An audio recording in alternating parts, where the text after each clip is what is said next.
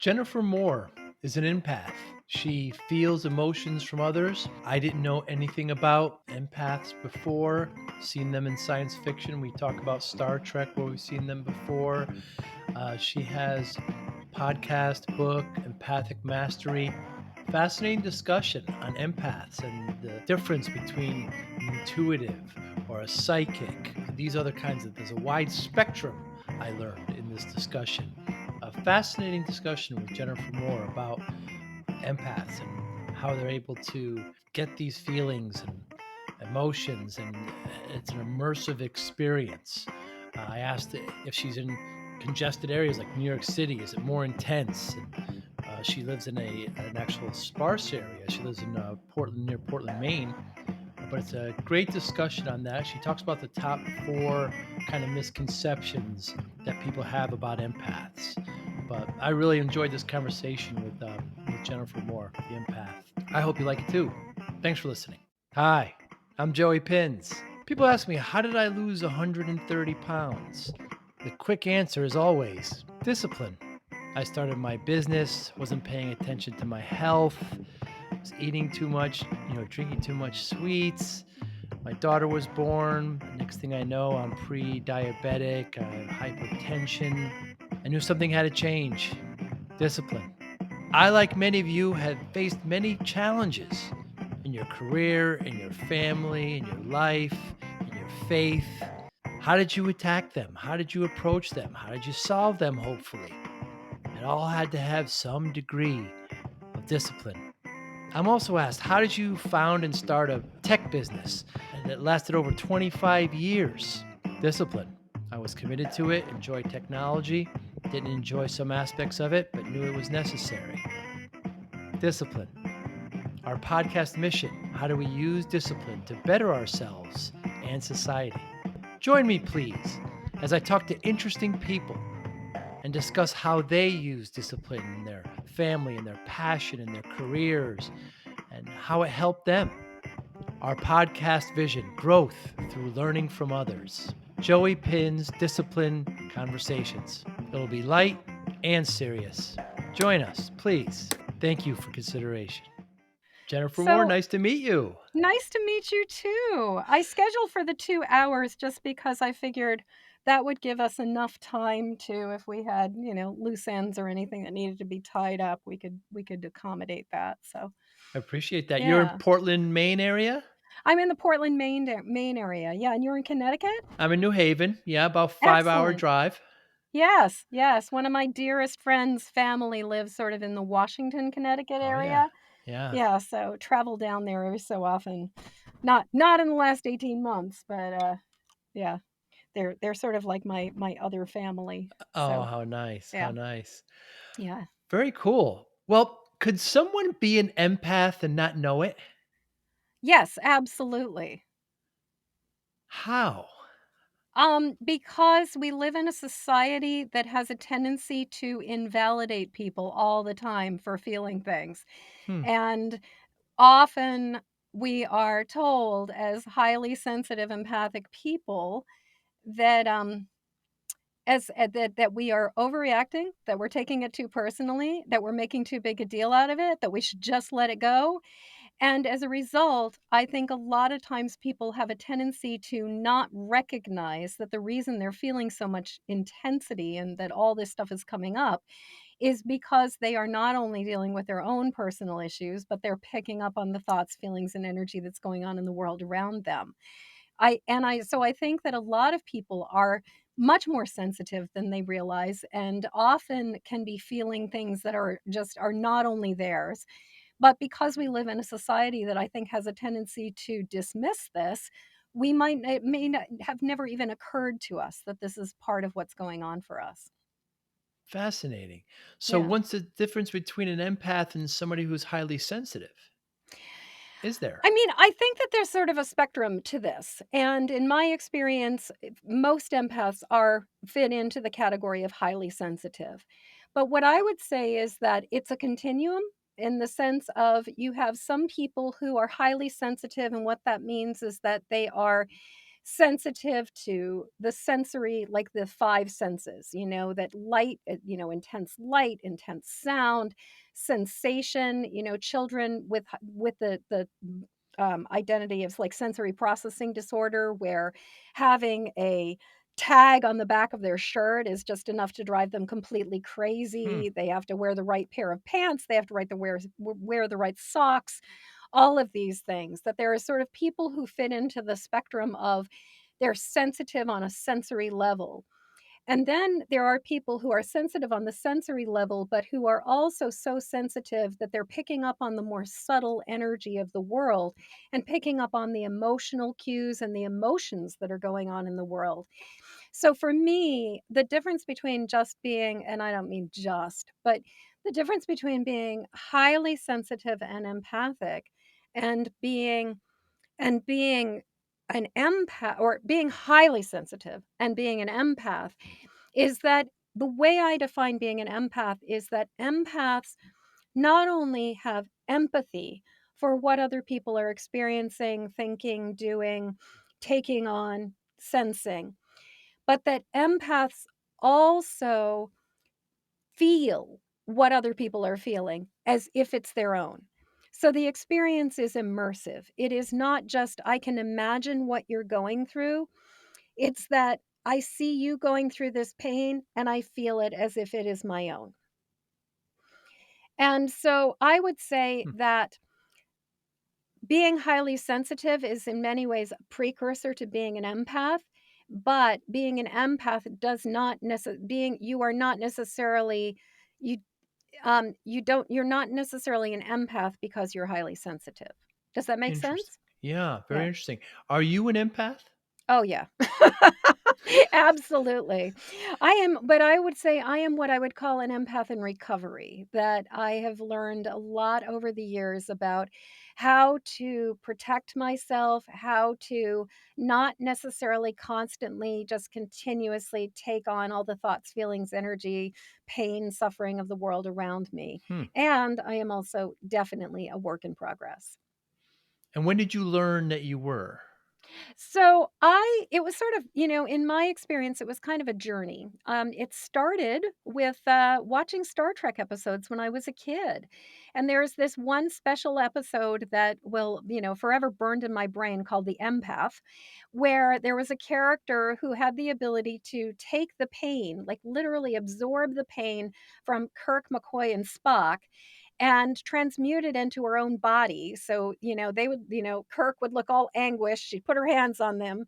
And then the next thing you know, they would have bad crossfade and suddenly the bruises would be all over her face. I And remember then the she'd episode like, well. yes, yes, yes. So you know the episode. So that was my first exposure to what it meant to be an empath. It was also my first exposure to what it meant to be a healer. Hmm. And it gave me a very bad bad suggestion for how to do healing work, which was that I took the hit myself, transmuted it, and basically, like, I absorbed it all in order to help somebody else, Wow. which honestly, I am not convinced is the best approach to working with anybody or helping anybody with our pain and suffering. So, um, I'm just realizing. Sorry about that. Yeah, Just that waiting. character was mute, Yeah. if I'm not mistaken. Was She was she? mute, and her name, ironically, was Gem, and my initials are Gem, Huh. so it was very telling. Um, and yes, she was mute, so she only had the ability to express herself through her anguished facial expressions and everything, and so much of what she was going through was about taking, like, expressing other people's feelings and thoughts and energy. But, that was my first exposure, and it wasn't until I was, like, in my late I was, like, 17 going on 18 when I Hmm. met another person who identified as an empath, and we started talking about it, and it was him who sort of was like, "Jennifer, you're an empath too." And it was sort of like we kind of recognized the same qualities within each other and kind of, and mused on what it is it like to sort of be in the hall of mirrors that two empaths can be, where, you've got both people who have the capacity to kind of pick up and reflect the emotions and the sensations coming from the other person. And so that was sort of my second awareness, and then it wasn't until I was in my mid-20s when I started working with a spectacular psychotherapist who was also very intuitive, who started to help me understand and recognize that so much of the distress that I was feeling, and so often the concerns and the worries that I came and especially when I was having just days where I just felt this sort of random, unexplainable distress, anxiety, or blueness that, when I would work with her, she started to teach me how to really ask the question, "Is this actually mine?" And one of the things that she taught me and I started to learn was how frequently I was fine until I had an encounter with somebody who was not fine, and I came away from the experience suddenly having taken on their distress. And Hmm. as I started to recognize this and realize, "Oh, this isn't about me, this is about them," it allowed me to start letting go of some of this extra stuff that wasn't even mine to be carrying around. Interesting. Now you used another term there, intuitive. How's Yes. that different from an empath? So, in my experience, being empathic and being an empath means being fully immersed in the thoughts, feelings, energy, physical sensations, like experience of the world around us and particularly immersed in another person's experience. Hmm. Intuition tends to be more of a felt sense, a gut knowing, but there's a sense of separation. Um, it's not the same quality of being completely immersed in the experience.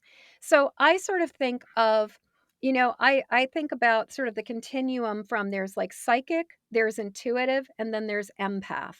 Hmm. And a psychic often gets information in a way that allows them to clearly differentiate between what's theirs and what's the information coming to them. And in my experience and what I've seen for many people who are psychic, it tends to sort of be more kind of in the upper realm of our body, kind of it's more of a head spiritual kind of thing. But we recognize, like, oh, I'm getting information. I can distinguish between what's on the television screen and what's inside of me. Intuition for me is more of a felt sense, and it's usually more sort of heart centered. So, where psychic, I think, Hmm. tends to be more mind, intuition tends to be more heart and gut, and that's more of a felt sense of something. But there's still the ability to discriminate or differentiate between self and other, and that sort of sense of I know something, but I know that I know it. Whereas being an empath often means being so completely immersed in the experience that we can't make head nor tails of it, that we don't have that sense of differentiation between self and other. And we don't necessarily recognize, like, where do we begin and the other thing lets off, and like, what's my feeling, what's my emotion versus what's yours. Fascinating. You say it's an immersive experience. Please give me an example. So, for example, let's talk about, I live in the countryside just north of Portland, Maine, in horse country surrounded by white pines and pastures and Beautiful. just really beautiful place. And I live in a place where our population is really low. And I also, interestingly, went into lockdown 3 months before everybody else did because I slipped and fell and had a concussion in Ah. December of 2019. So I kind of, like, went on kind of like, everything kinda came to a grinding halt before everything came to a grinding halt for Hmm. everybody. So, my personal experience of the social distancing in the pandemic was that I was extremely safe. Like, I was very, very, very safe, and my level of risk was extremely low. But I would have this experience of awakening, around 4, 5, 6 in the morning on many, many, many mornings, feeling like I was plugged into an electric socket, like I was just racing. My heart would be racing, my mind would be racing. I would be jacked, like hijacked with fear. And but also sort of hijacked with this sort of like strange, kind of just odd, anxious sensation. And I knew that this experience of being viscerally, physically sort of immersed in this quality of anxiousness, of heart pounding, of feeling like my body is just on fire, that this wasn't about me, but that what this was that we had an entire world that was panicking about this uncertain, confusing, very, very just not knowing, and Unprecedented, certainly. unprecedented. Yeah. And because of social media, because and also because of all the divisiveness and the ways that, like, one Mm. side saying one thing, another side saying another thing, I think there's just been this level of tension and stress and confusion, and especially at the beginning of it, nobody knew what was gonna be happening. So, for me, even though I intellectually, logically know that I was completely safe, that I was fine, that I was protected, I still experienced what I call the COVID surges, where I could feel sort of the global panic and distress and just sort of bombarding me and coming at me. So I guess that would be how I would describe an immersive experience. Or, for example, a more common version of it might be somebody decides to just ride on the bus or ride on the train, go somewhere, and as they get on there, they were perfectly fine beforehand. They get on the train, they sit down in a seat, and suddenly they just start feeling absolutely lousy. They feel their mind starts going through just like icky, icky thoughts. They feel blue, they may feel anxious, they may feel distressed, maybe they're feeling a physical sensation, maybe a headache is coming on or something. And it's this quality of and maybe a little while later, they decide they need to get up and go to the bathroom. They walk down the aisle and they look and they see another person who looks clearly distressed, Hmm. who maybe is just having an absolutely horrible day. And and if as we understand what it means to be highly sensitive and empathic, we can start recognizing when we're taking things on that aren't ours and start being like, "Oh, that's not about me. That's about that guy." So, but the immersive experience is in the sense that we are feeling it as if it's ours. Fascinating. So is it distance sensitive? What if you're in a highly, low populated area, as you mentioned? If you were in New York City with 8 million people, would it just be something you just couldn't bear? So my tolerance for New York City is about 3 to 5 days, depending on the Wow. time of year, depending on where I am literally staying in Manhattan. I love New York City. It is one of my absolute favorite places on the planet. I just adore it. And I will start to max out after a certain point. But, back in 2019, my husband and I went to Long Island for his birthday to do a whole bunch of different things, and we went to Brooklyn Museum of Art, saw the Frida Kahlo show. It was amazing. But what I noticed after being out of our home and being traveling for 5 days and, like, being in a hotel and eating less than optimal food and doing all these different Hmm. things, that I didn't have a meltdown. Whereas when I was younger, if I had gone anywhere, after about 2.5, 3 days, I would start to really decompensate and start to spin out because I didn't have my routines, I didn't have my normal environment, and I also would often be starting to really absorb and pick up on the energy that's going on around me. So, it is there we can temper it, we can adjust it, we can adapt it, but I would also say living in New York City is definitely not for me in this lifetime. I love to visit it, I wouldn't wanna live there. Um, that said, you asked the questions about distance and Yeah. about, proximity, and again, this is about that spectrum or that continuum.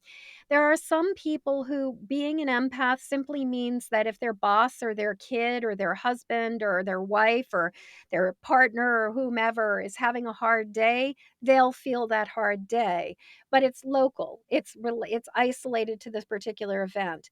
And then there are some of us who are so sensitive that we start feeling like the rumbles under our feet of coming energetic and sort of like like the earthquakes of the world. Like Hmm. we can feel the disaster rumbling under our feet in advance. So, for example, prior to 9/11, I was experiencing panic attacks about a week and a half, 2 weeks before it happened, and feeling like just this nameless sense of dread and just being like, something is wrong. I don't know why it's wrong. Everything in my life is fine right now, but I can feel something coming. Wow. And then, sure enough, 2 weeks later, bam, we had one of the most tragic events that has ever happened on US soil.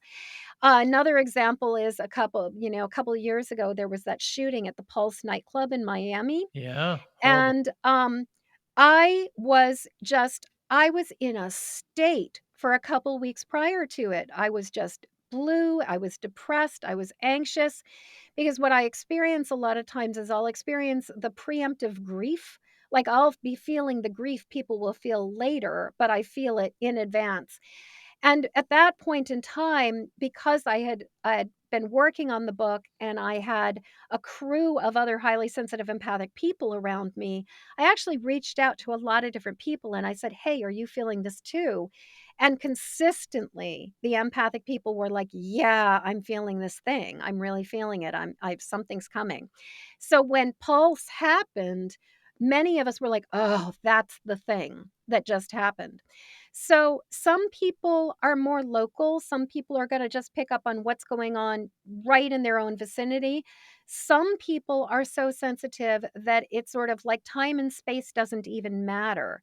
And that means that there are some people who are not only picking up on the thoughts, feelings, energy, sensations, et cetera, et cetera, et cetera, from this current time space continuum, they are also capable of picking up the sort of um, disturbances in the field from the past, like they can feel the disruptions that happened prior, as well as to anticipate or sense things that are sort of rippling out from the future. Wow. So it's really, but like anything else, it's sort of this continuum of sensitivity and this continuum of awareness. And there isn't necessarily just like a one size fits all. Very interesting. I remember my Italian relatives there in Italy before there was a huge earthquake. I forget when, maybe 15 years ago. And I remember all them saying the dogs were barking that morning. They would not stop barking. No, we don't, the cats, all the animals were just acting, the chickens, everybody was just acting crazy. And then eventually because they're in tune, it's just incredible. Is, are the emotions stronger for loved ones and that are people that are emotionally closer to you? In my experience, where the quality is more intense or stronger is that my dad died sadly from COVID back in May of Oh, I'm 2020. sorry. Thank you. Yeah, he it was in his case, thankfully, in some ways it was really a blessing because he was already just really declining and it was sort of the kind of the thing that allowed him to go more swiftly as opposed to suffering for a long time. And it also definitely made me go, "This stuff is real." So, Wow. um, but what I was gonna say is that before my dad died, I was feeling like the intensity of that was substantially higher than necessarily the intensity of Hmm. anticipating or sensing the death of a non-relative. And my personal theory is that because I share half of his DNA, there was a way in which his transition was actually substantially had more impact on my body than many other things because there's so many more and more science is catching up with us in the understanding of you know of connection, and that if you share 50% of the DNA with somebody, you have a connection to them in a form that is unique and very special. And that connection, just sort of like that connection, is not reliant simply on space or Hmm. simply on proximity to each other. So, in my experience, there is something about that biological connection that allows us to feel things more intensely. But I don't think that you necessarily need to be emotionally connected or have an intimate relationship with somebody to be sensitive to the thoughts, feelings, and energy that are going on around you. And if anything, it's actually easier to discern if somebody you love is feeling something because you know them well enough to know if they're out of sorts. Whereas walking into the grocery store and just going, "Why am I feeling so out of balance?" You can be feeling the same level of emotional intensity from a complete stranger. Hmm. S Yeah. So, actually, I would say that we're more capable of recognizing the cues, and I also think we can be more easily triggered emotionally by our loved ones than by people who are like, I'm not invested in the person at the grocery store and whether they're Right. having a hard day. I can have compassion and sympathy for them, but it's not like it's gonna push my buttons. Whereas if my husband is in a mood or having a hard day, I'm much more likely to imagine that there's something going on that I might have something to do with and to take it more personally. So I'm more likely to react to a loved one's emotions more strongly than I am to a complete stranger's emotions. I can have more detachment from those people. Can an empath just have a bad day and not be related to anything else? Absolutely, like anybody else on the planet, and that is one of the big pieces. So, in my book, Empathic Mastery, it's a five-step system that teaches us how to really work with being highly sensitive and empathic, and unlike a lot of the sort of spiritual teachings that are just like, "Just send love and light to it, put a bubble of light up around you and everything will be okay," what I have found is that you can't just bubble up and protect yourself before you have and be okay if you've already taken on a lot of energy. So what I've discovered is that the first step to all of this work is recognize. We Hmm. absolutely have to recognize what's ours, what's not ours.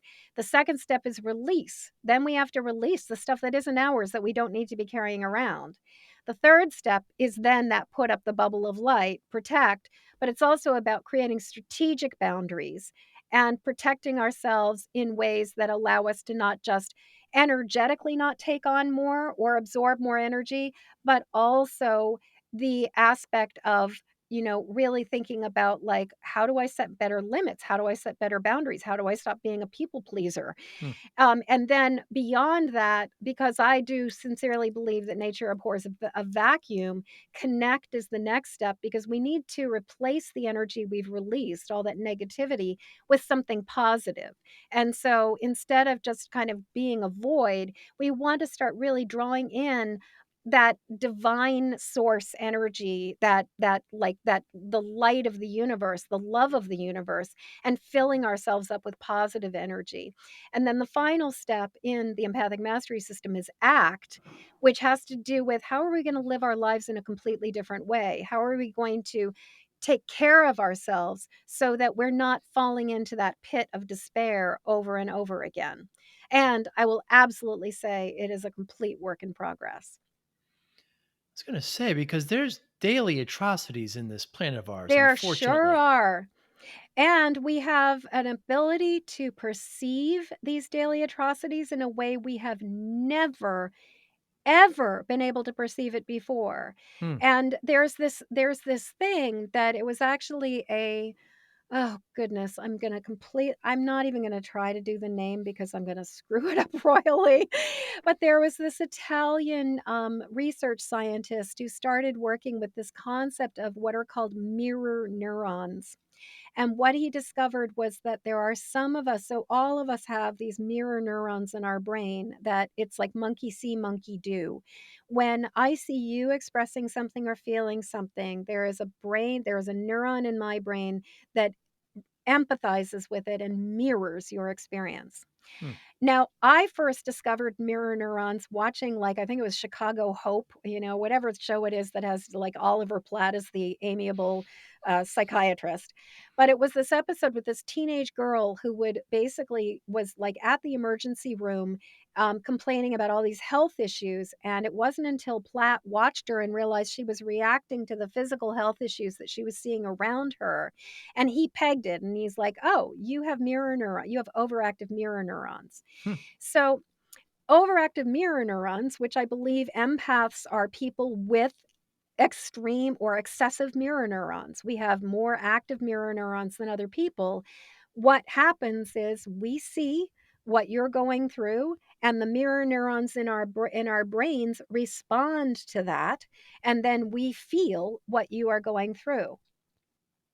Fascinating. So, with this increase of our awareness of all the suffering, of all of the agony, of all of the everything that's going on in the world around us, I think that we are more vulnerable to picking up the thoughts, feelings, and energy that are happening than we've ever been before.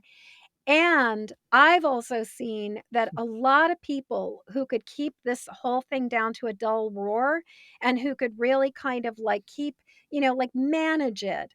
The last like 5 years, but especially the last 2 years, I mean, even starting before the pandemic hit, but we were just going through that ghastly presidential election. And I Right. don't care where you are on the spectrum with that, it was so divisive, it was so Yes. vicious, it was horrible. It was just painful to watch. Yeah. That what I've seen is that more and more people are awakening to their empathy and awakening to the fact that we are cells in the body of this planet. We are not individuals. We are a colony of cells in the body of this planet. Hmm. And, the Industrial Revolution, and in many ways, kind of like the whole sort of Age of Enlightenment, and just kind of like the um, moving away from tribal culture, moving away from indigenous culture, and moving towards more and more sort of like this, the time of enlightenment, and kind of like individuals thinking for themselves. We kind of bought into over the last like 500 years, maybe 1,000 years, we've been sort of gradually coming into this idea of being isolated, individual, separate from the individual. And there's interesting, I have a background in art, and in art history, there's a really fascinating correlation between the onset of like the Industrial Revolution and individualism in art, like with the Impressionist movement and everything. We went from most art was service based, was a way of representing historic and spiritual or religious messages and Hmm. things. And art was used as a way to reinforce social ideas and to sort of reinforce our place in relation to each other.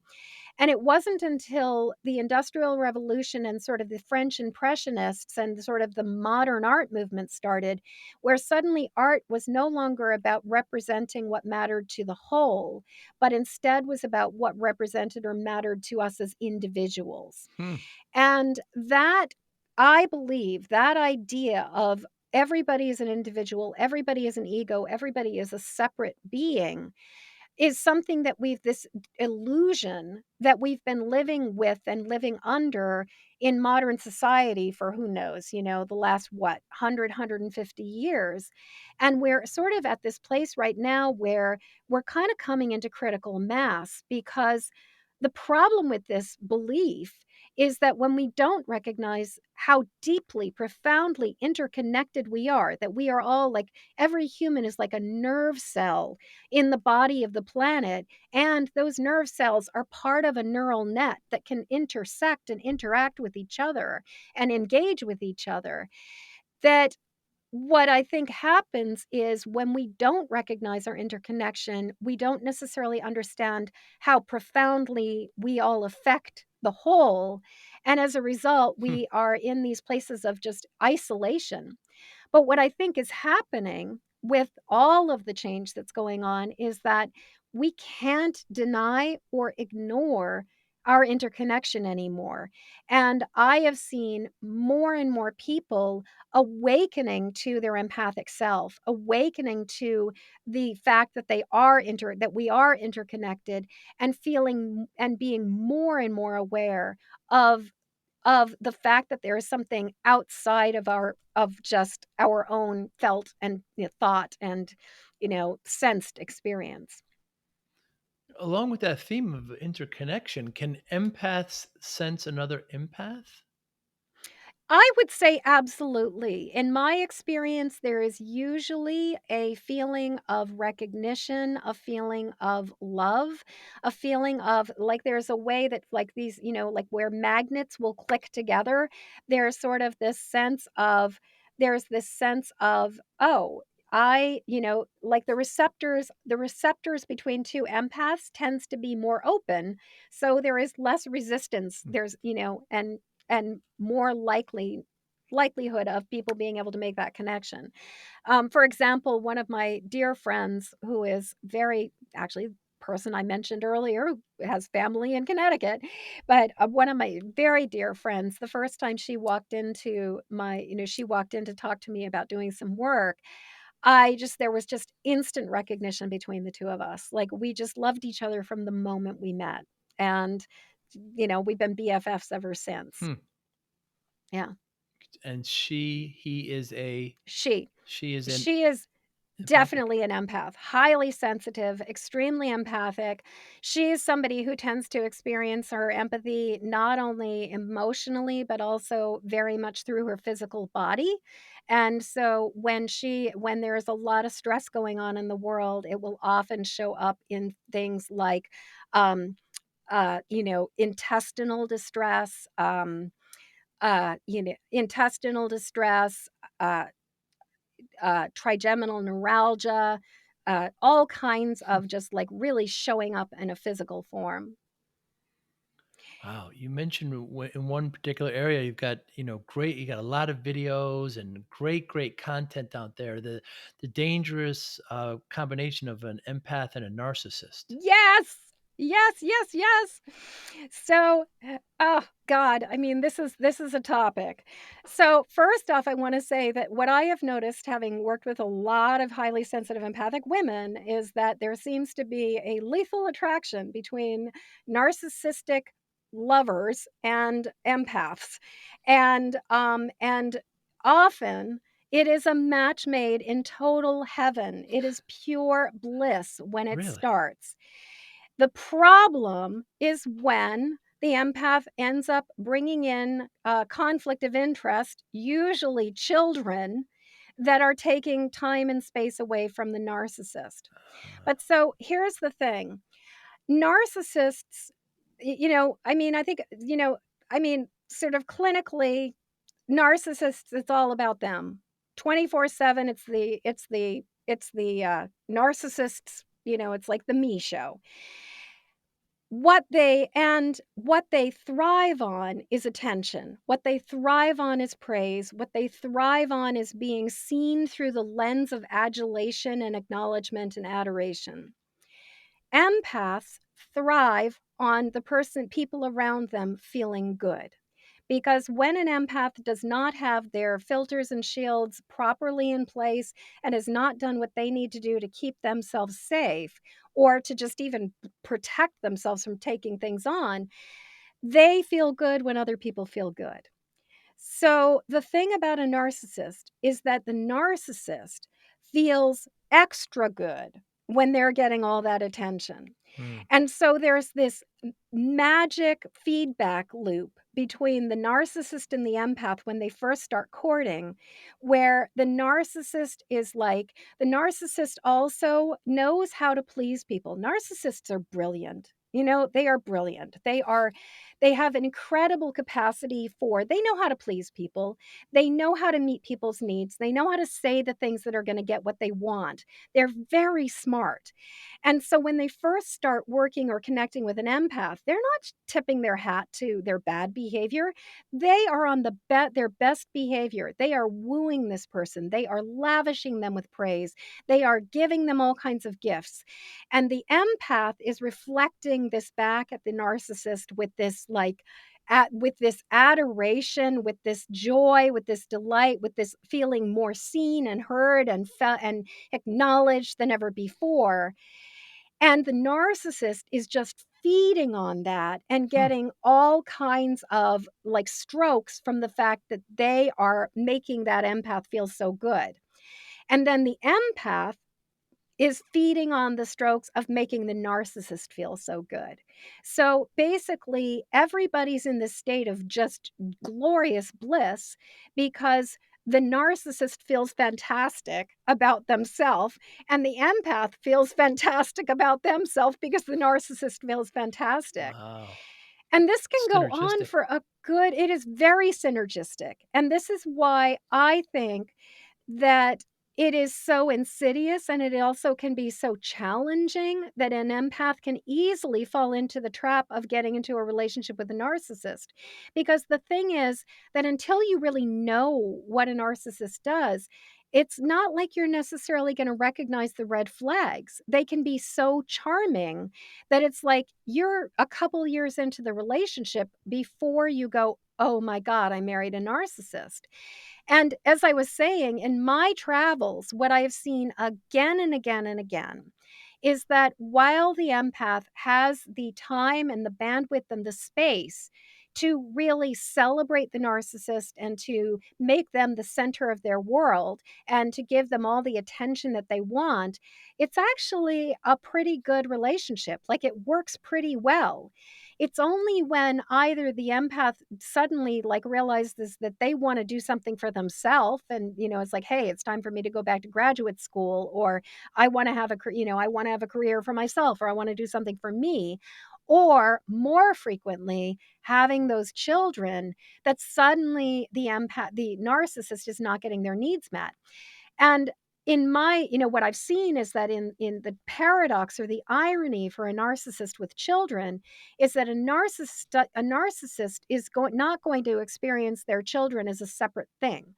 They're not looking at children as these individuals with needs that they need to make sacrifices for and accommodate the needs of this child. They see children as a reflection of themselves and as an extension of themselves. Children are simply mini me's. And so it doesn't compute that the children are going to take attention away from them, because if the children are simply an extension of themselves and are their mini me's, then it doesn't like then of course it's just going to feel, It's like how complimentary. is it that my wife is suddenly ignoring me? Hmm. You know? And that's where then the acting out starts. That's where the gaslighting starts. That's where the tables turn and suddenly it can become, and sadly, very often the children get used as pawns. Ah, very interesting. We started off talking where you mentioned Star Trek. So then we moved to Yeah. Star Trek The Next Generation, where we had this character, Deanna Troy, who's an Deanna empath. Troy.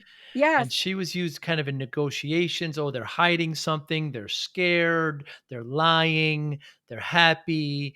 Uh, are, is that similar with you? Can you tell when someone's lying? Can you tell when they're scared? You sense that, Generally, yes. I mean, so here's the thing with lying. I can usually tell if somebody is full of it, but I also have come to the conclusion that more often than not, the only person that a liar is really lying to is themselves. right?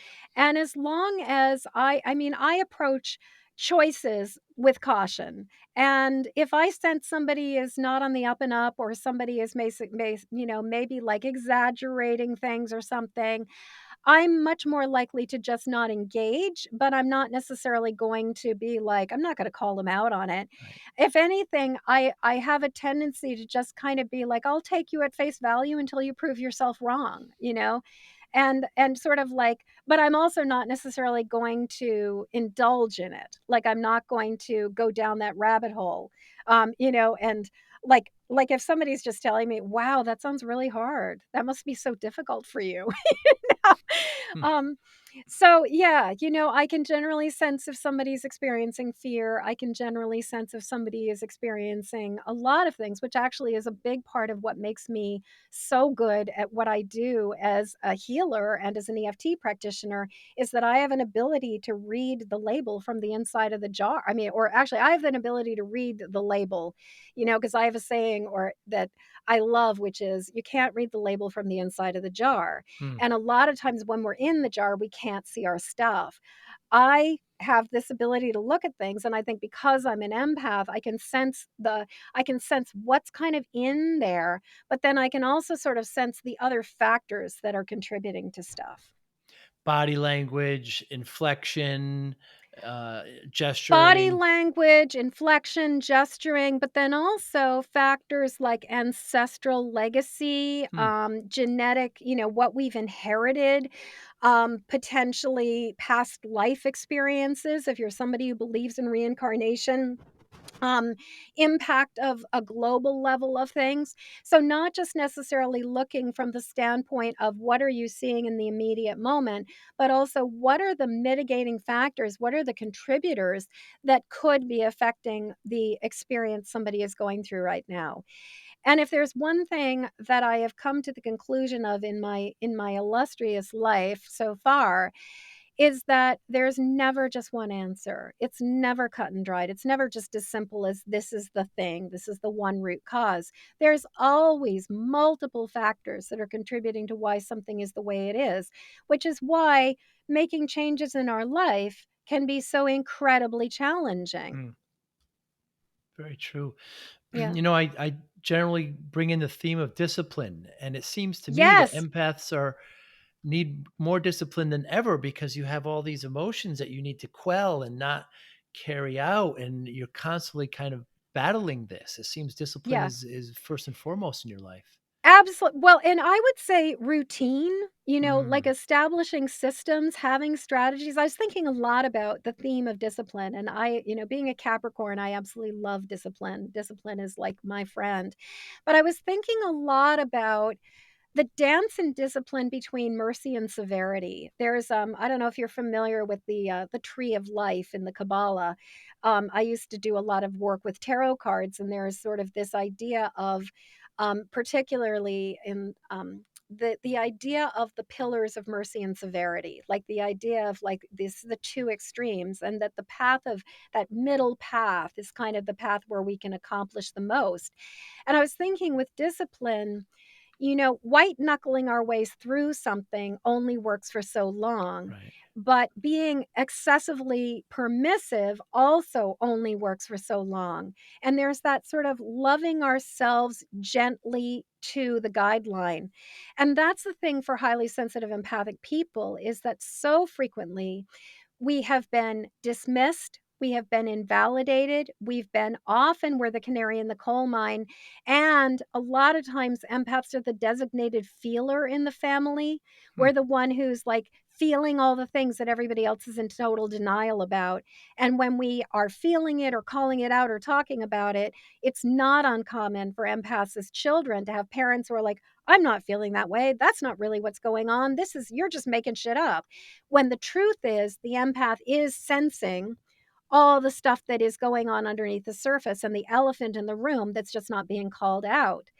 So, what I think happens for empaths is that there's this incredible need for love, care, acknowledgement, gentleness, and validation at the same time that there is need for strategies and routines and systems, and also a way to sort of like continuously sort of keep bringing us back to center and kind of getting us back.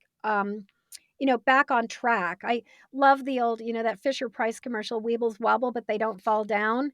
And just kind of learning how to wobble ourselves back into equilibrium, I think is such an incredibly important thing for empaths. As I was also just really thinking about, in my experience, the dance between resistance and discipline, and Hmm. how incredibly important it is. And as an EFT practitioner, which we haven't talked about this, but EFT stands for emotional freedom techniques, and it's also known as tapping, and it's kind of a form of mental emotional acupuncture, but without the needles. And the beautiful thing about it is that it's something you can learn to do for yourself, and it can be used to focus on any number of mental, physical, emotional issues that are going on for any of us. But the thing that I have found is that in order for us to truly, smoothly, effectively sustain that system of discipline and do what we need to do to really continue to take care of ourselves over the long haul is that we must acknowledge our resistance and give oxygen to the resistance, give space for the resistance, and find a way to release the resistance, maybe by recognizing that there's a hidden need or what would be called secondary gain within the behavior that were what could appear to be self-sabotage, but, but we're still continuing to engage in. Hmm. So, I find discipline really, really fascinating because it feels to me like it's kind of like this that to do it really effectively, there's this dance of moderation with it, and just really, really sort of gentling our way through it. Very interesting. Now you work with leadership and entrepreneurs and have courses that you've taught. I've seen great videos on that. How do you work with? Are they already empathic when you work with some of these leaders? Most of the people who find their way to me are highly sensitive and empathic. I And see. interestingly, even if they don't identify as much at the beginning, most of the time after we've been working together for a while or they've read the book and they've been doing stuff, they're like, I had no idea I was such an empath. Because going back to what we were talking about earlier, we live in a society that has a tendency to invalidate Right. invalidate what we're picking up on. And part of it is denial. Part of it is if we have people in a system or part of a society that doesn't want us to acknowledge something is going on, then we're not going to say, "Oh my god, you are so right. I am grieving about like I'm grieving over this thing, or I was fighting with your dad, or whatever." If that person or that system or organization is not willing to own what's really going on, then they're not going to validate that you as the sensitive person is actually picking up on something real. So they're simply going to do what, is commonly called gaslighting now, Right. where they just are like saying, "Yeah, you're not picking this up. That's not real. What are you talking about? You're making shit up." Hmm. Wow, I feel like we just tip of the iceberg here. So I what should know. people know about empaths? What should, just generally speaking, just some myths? You said more than once how we're chastised for being oversensitive, and just what should people before this discussion, Jennifer? I didn't know. I've heard the term empaths. I've seen it in Star Trek. I've seen it in Mhm. other science fiction. Yeah, Certainly. Space 1999 with Uh, Maya. that's Yeah, right. That's yeah. right. Yeah, yeah. Conrad Bain. Yeah, it's a Yeah, yeah, and of course, our beloved or my beloved Martin Landau. oh, I that's just right. Martin Landau is in that. Yeah, that's yeah, right. That's yeah, right. yeah. And so, yeah, what should common things that people should know about empaths? Okay, so oh, goodness. Okay, so number 1, being highly sensitive and empathic is on a spectrum, and Mm, some of us might be sensitive to picking up the thoughts or, picking up the energy or feelings or pain of the people in our immediate environment, maybe in our family, maybe in our work area, but, that's about where it stops. And then there are the people who are on the absolute extreme of it, where they are picking up the thoughts, feelings, energy, not only from now, but from the past, from the future. And they could be picking it up on a global level, where it's not just a local experience, but they're picking it up from the entire planet. Some people are even sensitive to the point where there's awareness of other dimensions and extraterrestrials and other stuff like that. Ghosts, is another thing that some empaths can be Hmm. sensitive to. So there isn't, one size fits all. Like, there's sort of this awareness of that continuum.